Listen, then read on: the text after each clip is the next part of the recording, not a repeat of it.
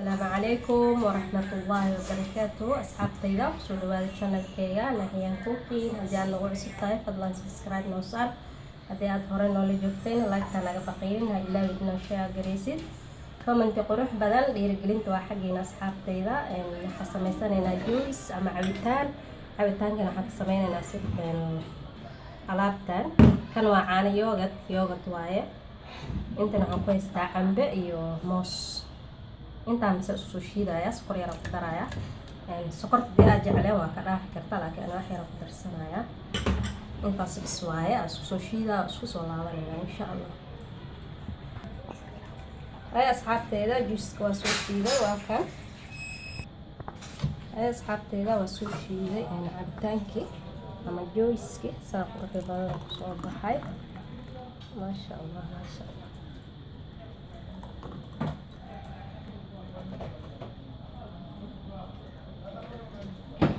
wuu adag yahay miiris uma baahna inaa miirsad uma baahna qashin ma wala hanbo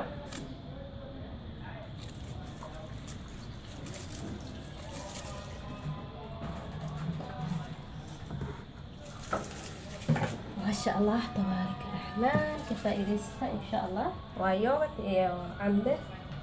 iyo moos insha Allah ka faa'iideysta asxaabtayda waa juice fiican ana jibsiinayo ayaa hadaa laga faa'iideysto. Assalaamu calaykum.